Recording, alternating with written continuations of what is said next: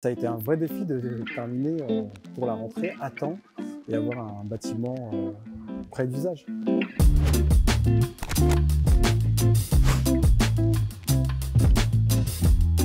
D'abord, c'est une école qui a été organisée de façon à donner des espaces généreux, agréables, tant en intérieur, puisque à l'intérieur on a des patios, des atriums, qu'en extérieur où en fait l'école s'organise véritablement autour de la cour et avec une grande courbe qui vient embrasser à la fois la cour et au-delà le parc.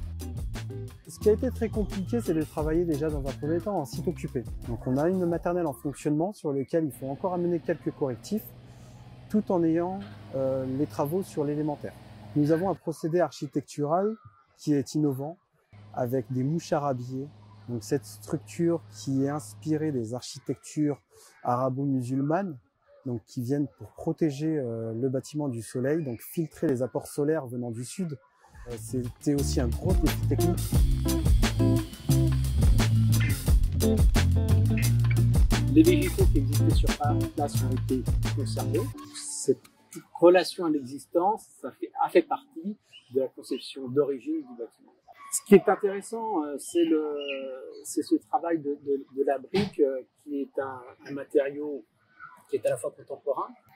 C'est une brique allongée, une brique de béton, mais qui renvoie aussi à une tradition de l'architecture du XXe siècle, qui est un peu celle des Pantins.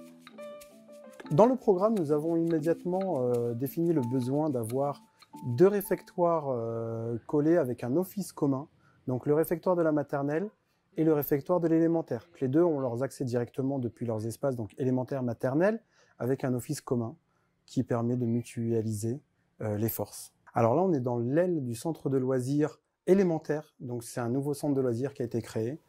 Avec le réfectoire, le centre de loisirs permet de créer vraiment la jonction entre les deux bâtiments, donc l'ancien et le nouveau, qui permet de créer un vrai groupe scolaire et unique.